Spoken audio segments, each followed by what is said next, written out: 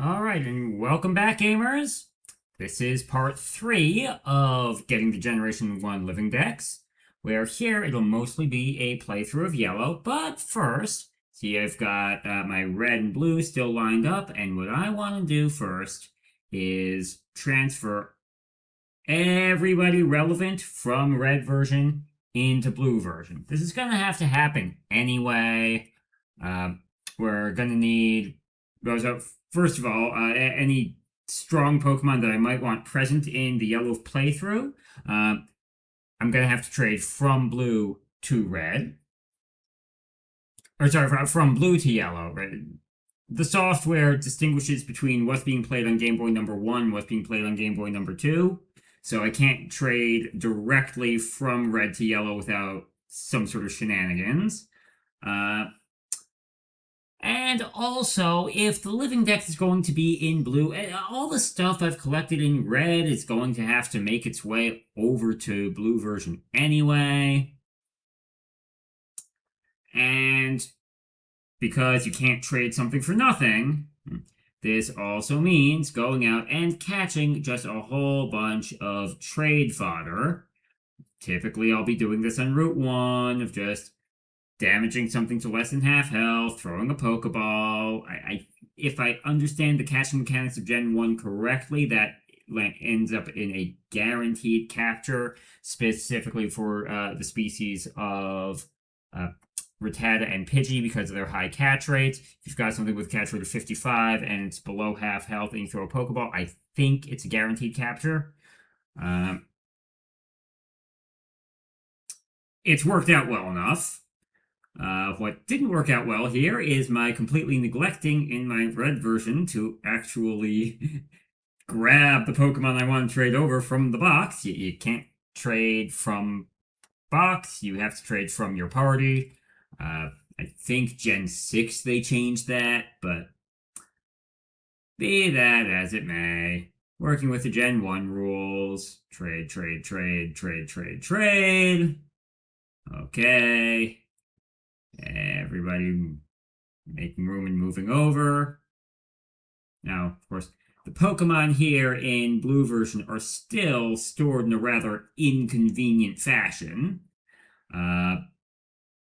Starting in part 5, when I actually start doing the Living Dex box by box, yeah, there's going to be an awful lot of time spent on box arrangement.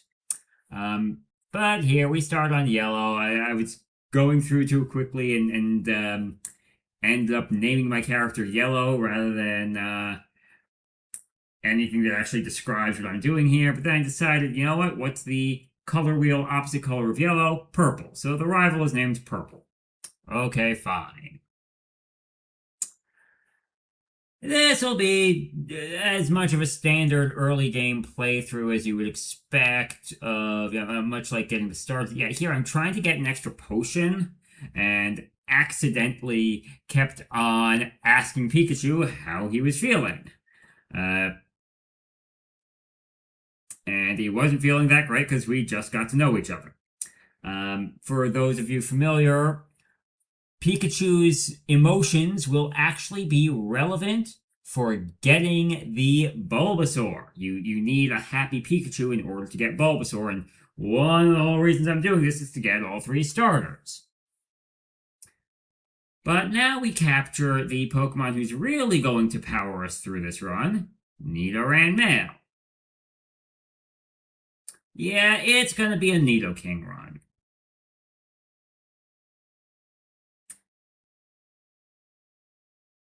Another little bit of trading.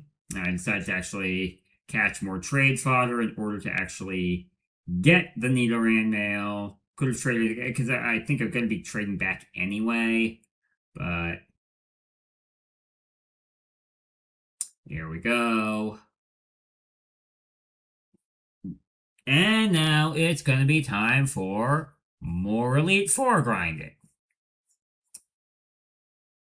The basic rundown here, using the EXP all, have the Pokemon I'm really trying to grind, as well as Pokemon I'm going to have to grind anyway.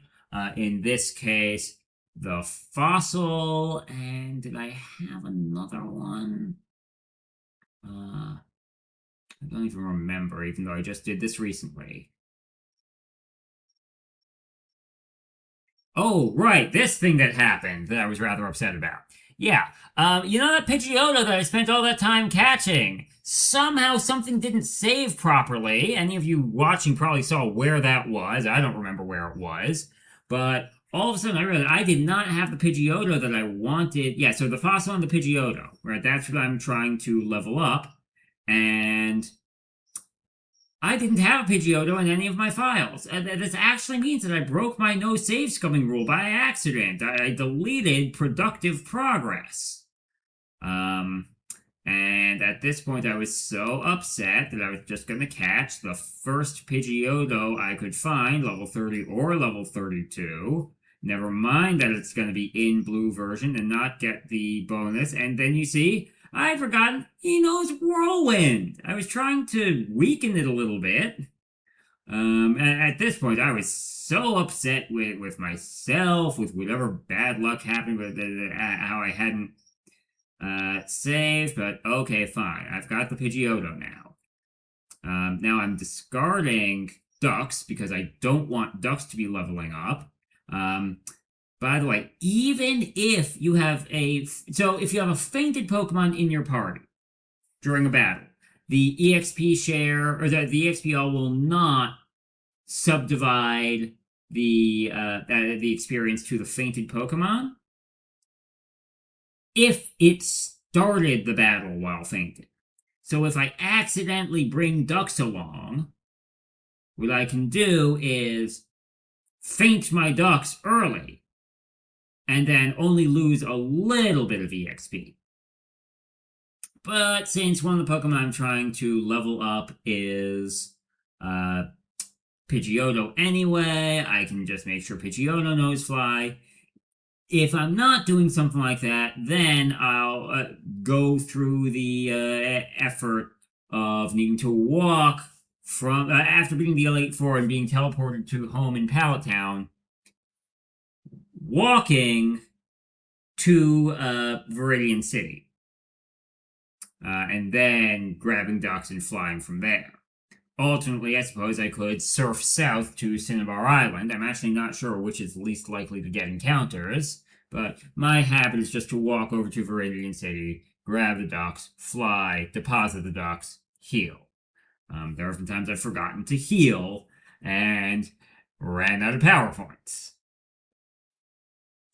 I went through 2 Elite Four runs to bring Nidorino now up to level 29, as well as getting Pidgeotto like 2/3 of the way up. It's gonna be like level 34. Needs to be level 36. So most of the way there. Oh yeah, and the fossil is I think like around halfway there. So when I do this all again for the second yellow playthrough to get the last 3 starters and the last fossil, by that point I should actually be done with 6 of the big 8. The starters. Dragonair is only going to need some level up candies. So that's considered done as far as the grinding is concerned. Pidgeotto, and 1 of the fossils. I would just need the other fossil and get Ponyta up to Rapidash. And now, as you can see, I've got Nidoking, and now I'm going over and I'm actually going to teach Nidoking Earthquake. So, Brock, you're not going to know what hit you. As much as Brock can be difficult typically in yellow version, not when you're going in with a level 29 Nidoking that knows the move Earthquake.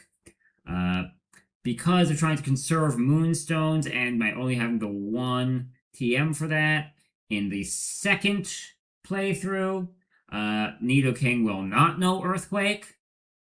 I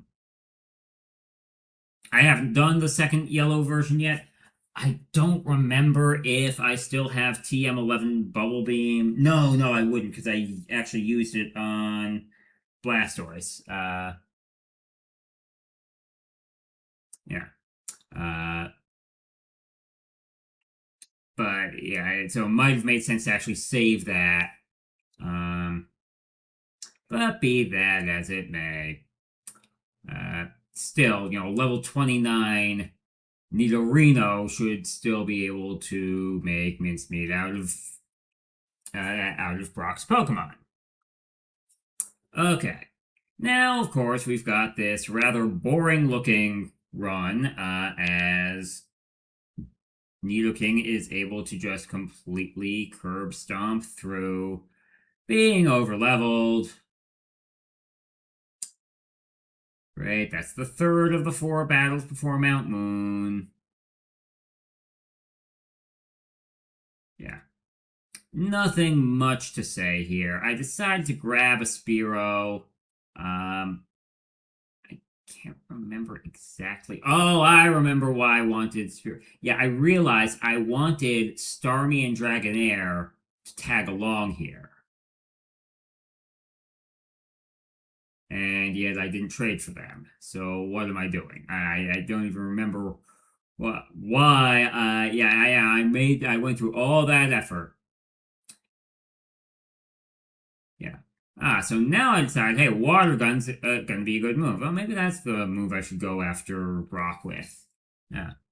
Okay, so we'll do that in the second yellow playthrough. As a reminder, I'm not going to be narrating the second yellow playthrough the way I'm doing the first yellow playthrough because it's going to be so similar. Instead, it's I'm going to be, just, as a voiceover, you can see the footage of the second yellow playthrough, but my narration is going to be talking about if I were to redesign the Kanto region to have a specialist for each of the 14 types excluding normal type, as well as thoughts about, well, which gym leader TMs should I actually have the gym leaders give out? What implications would that have for movesets? Bearing in mind the gym leader TM rule in Gen 1, whatever TM a gym leader gives you for upon defeat, no Pokemon can learn the move taught by that TM at all through level up. The one exception to that being in the yellow version, Pikachu can learn Thunderbolt. It's kind of a Pikachu is special thing. Or compensation for Pikachu not being able to evolve into Raichu. Pikachu can learn Thunderbolt on its own. Yeah. In Red and Blue, it couldn't. Anyway, decided that I wanted more than just Earthquake on Nidoking, and now you might be wondering, well, what am I doing going up Nugget Bridge? Why not just do the cut strategy that I just traded Ducks over? And I'm not going up here to go see Bill. I'm going up here, right, facing the 7 Nugget Bridge trainers, right? The Nugget Bridge 5 plus the rival beforehand plus the Team Rocket guy afterward. Those 7 trainers have to be defeated in order to speak not to Bill, but to the Charmander guy to get a Charmander. And here's number 7 right here. Yeah. Again, these battles are not difficult. Doing that level grinding is, in part, to make the battles not be difficult.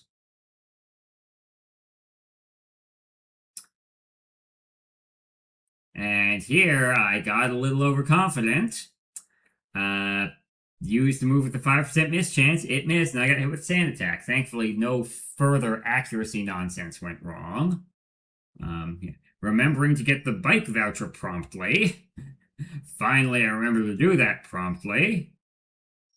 And now that the trash can puzzle is fixed, I was wondering, oh boy, how long is it going to take? No, I got it first try.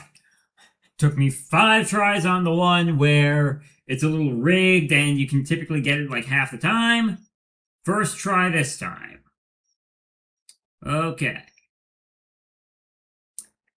So we've got the Squirtle, we've got the Charmander, and now we want to get the Bulbasaur. Now, a lot of players will know that there's a glitch. Yeah, actually getting the bicycle now, but a lot of players will know that there's a glitch where Pikachu's friendship will go up even if you use a potion or you try to use a potion, but Pikachu's at full health. You keep your potion and the friendship goes up. Now, remember when I said I was going to do this glitchless? I had in mind that is a glitch, and it's a glitch that I'm not going to use. Instead, I am just going to have Pikachu take damage and use a potion to heal that damage. Given all the damage that Mankey did, however, I realized, oh, Pikachu might faint and you lose significant friendship for fainting. So instead, I'm just going to use the potion in battle against this wild Spearow. Have to wait for it to actually attack. He won't run out of power points. Growl, growl, growl, growl, growl. Doesn't do a thing against critical hits, but even getting hit with a critical hit. And now, yeah, you see a happy, jumpy Pikachu. That is still not happy enough. Okay, let's try... Yeah, let's try healing. You can see, he's jumping up and down. I thought jumping up and down was good enough. No. Okay. Let's try 10 more potions. Not a Mankey.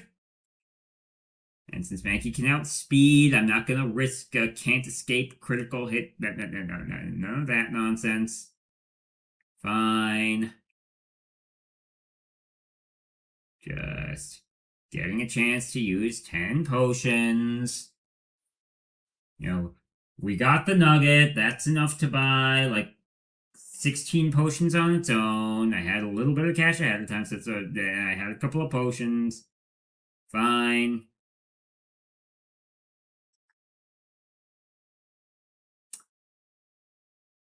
And there we go. Finally,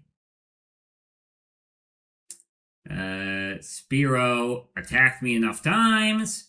And we now have an extra happy, extra jumpy Pikachu. Yay!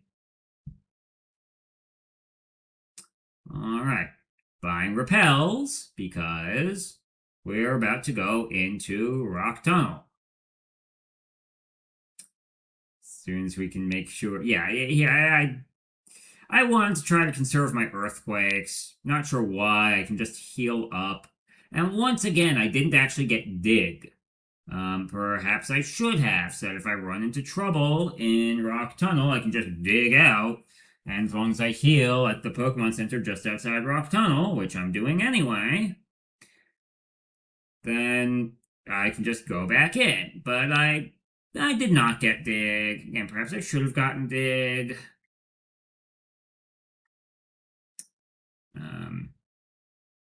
Yeah, I think I have enough Pokemon registered in the Pokedex I could probably get Flash if I need to. I just didn't think I needed to. I've navigated through this tunnel often enough that I can find my way in the dark. I can't see where all the hidden items are in the dark, but there aren't any particular hidden items that I think I want. Maybe I'm wrong about that, and there's some nice hidden item. There's some nice item that I can't see in the dark that some of you might be yelling at your screens, hey, you know, this run would be easier if you were to use the whatever it is buried in Rock Tunnel, but here we are, out.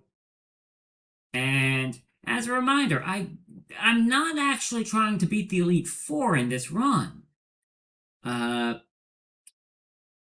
I was debating even whether or not to beat Erica.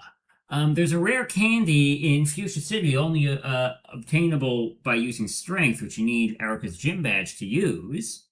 And I realized, well, I need to get one of the legendaries. And I need to get the fossil. And I need to get the Eevee there and get it. But the big thing for that is for getting the fossil and getting any of the legendaries, you need Surf for that. Now, I have a Pokemon that knows Surf. I've got the level 75 Starmie. But I also need the gym badge to be allowed to use Surf. That is Koga's gym badge. So I do need to go through and get the Silph Scope, to get the Pokeflute, to wake the Snorlax, to either go down Cycling Road or go down, Silence Bridge, whichever. the place where you get the super rod. I prefer Cycling Road because it's shorter and there's rare candy there, and it's easier to avoid more of the trainers.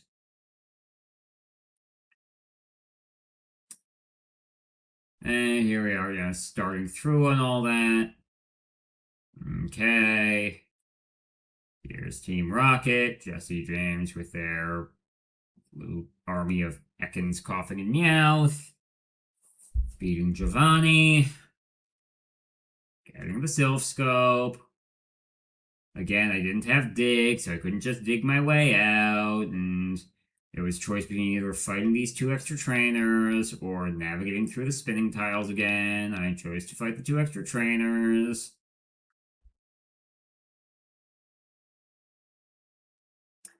And now making my way into Saffron City. You can't actually enter Silphco until you until you free Mr. Fuji or win. I mean, he does say that he's not being rescued. He came there of his own free will, but somehow you have to get him down from the tower because apparently somehow Mr. Fuji got past the Marowak ghost and is 1 floor above, and he went right past the Marowak that he was trying to calm and didn't actually calm it.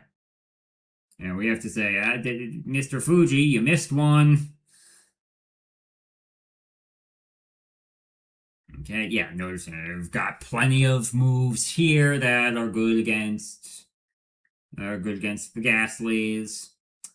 Unlike the red version run where I realized, oh, Charizard doesn't have anything for this. Good thing I taught Dragonair Surf. And also in hindsight, I guess, good. Well, no, I think I did. I had beaten Erica by that point, so I could have had a higher level Dragonair. Because I didn't want to have to deal with obedience issues either. Okay, so now I'm going to Silphco. Again, you don't need to beat Silphco to beat Koga and unlock Surf. No, what I'm doing, beating Silphco, is I want to get the Master Ball. Because, again, with no save scumming, other than apparently losing a Pidgeotto because I forgot to save, but with no save scumming, you want to use 1 Master Ball per legendary Pokemon, rather than trying to just get lucky. I mean, you got it available, might as well use it.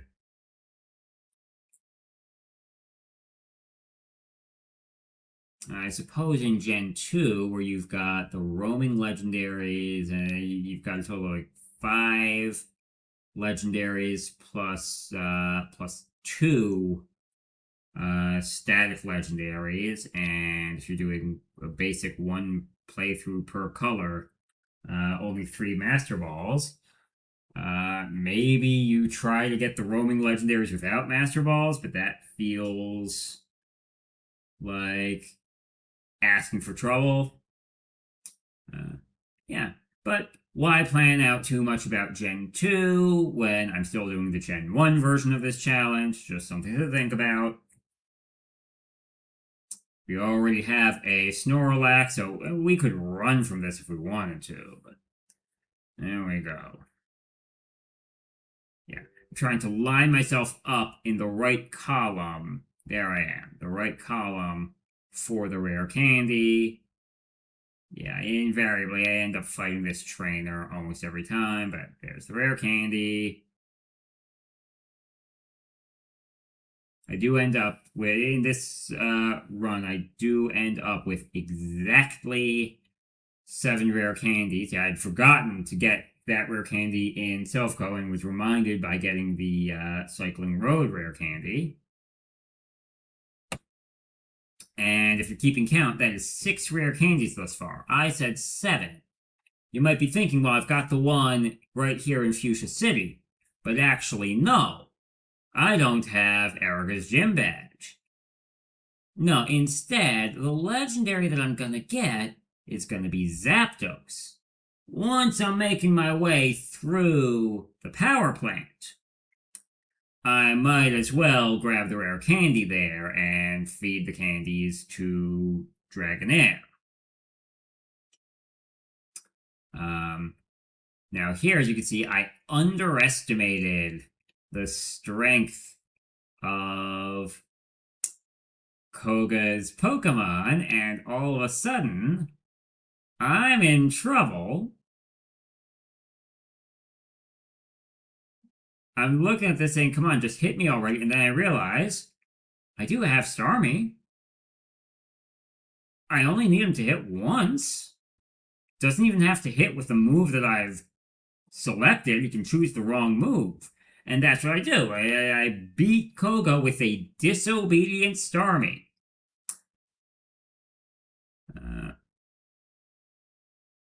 Again, this is not the "you are not the boss of me" run that may or may not ever happen. I don't know how difficult that's going to be. But, yeah, making sure to get the fossil here. But nothing wrong with using a little bit of disobedience if you have to. It can be frustrating to repeatedly rely on it, but if he's taking up a party slot, it's completely within the basic rules of the game. If you were never supposed to be able to do that, then disobedience wouldn't work that way. Yeah, I decided to try to catch one of these high-level Voltorb, just because if I can't naturally catch an Electrode, then having a Voltorb that just needs a single rare candy to evolve is going to be rather convenient. Okay, we've also got a Magneton. Unfortunately, I'm out of Pokeballs now, and Starmie got paralyzed. So I decided to use Repels. Yeah, in case you haven't figured out, I don't actually remember exactly where the rare candy is. I've got the TM for Thunder. I had a Voltorb blow up in my face. There's the rare candy. Okay, try to remember. It's pretty much in the northeast corner of the place. Okay, Master Ball Zapdos. And now, I just run down my little checklist. The last thing to do is to try to make sure that I've got everybody that I want to trade over. Oh, and the other thing to make sure to do, give the rare candies to Dragonair.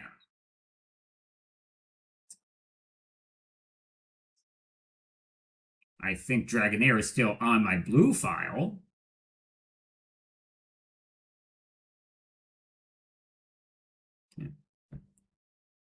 Catching a bunch of Pokemon, again, it's the trade fodder strategy.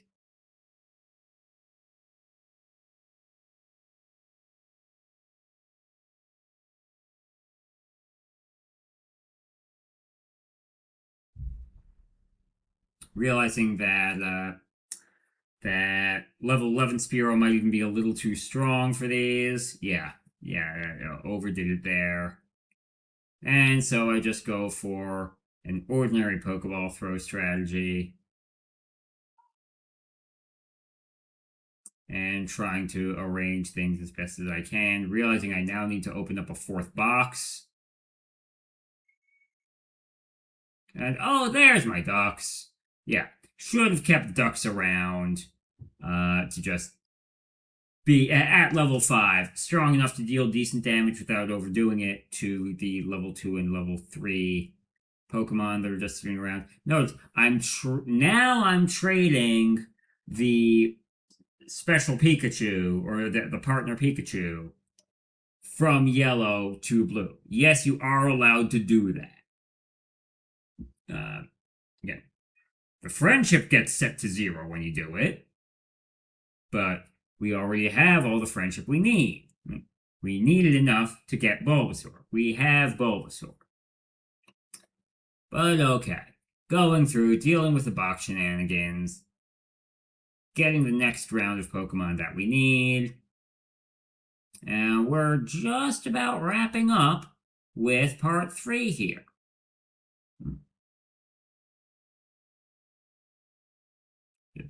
Going through, getting what we need, picking up more trade fodder, as well as the Dragonair. Again, one of the things we're making sure to do is trade Dragonair over to yellow version and then trading it back to blue. You need to end with Dragonair back in blue version so that we are going to completely reset yellow version. Okay. Fine, we can do our trades. As soon as I actually grab the stuff out of the box in yellow, it's the second time I've made that mistake this part.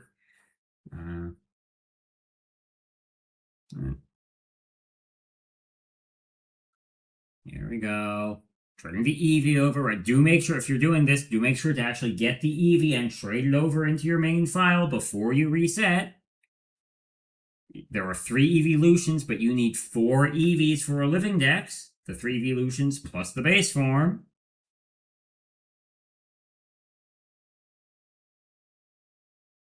And here we go.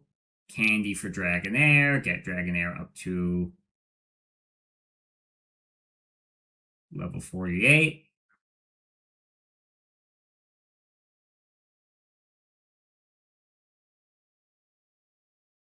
And finally, we need to get Dragonair and Squirtle back.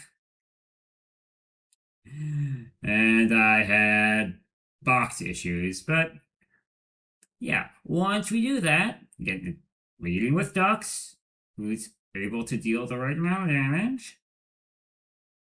There we go. 1 trade fodder, 2nd trade fodder, and 3rd trade fodder because I had forgotten that I only had 2 Pokemon that I wanted to trade over. In my mind, I thought, well, do I have to worry about that Lapras? And no, I've had a Lapras in every color of game thus far. And if need be, I'm getting another Lapras soon enough in the 2nd playthrough of Yellow. But yeah, that just about wraps things up here. Yellow version is pretty empty. And we'll continue in part 4 next.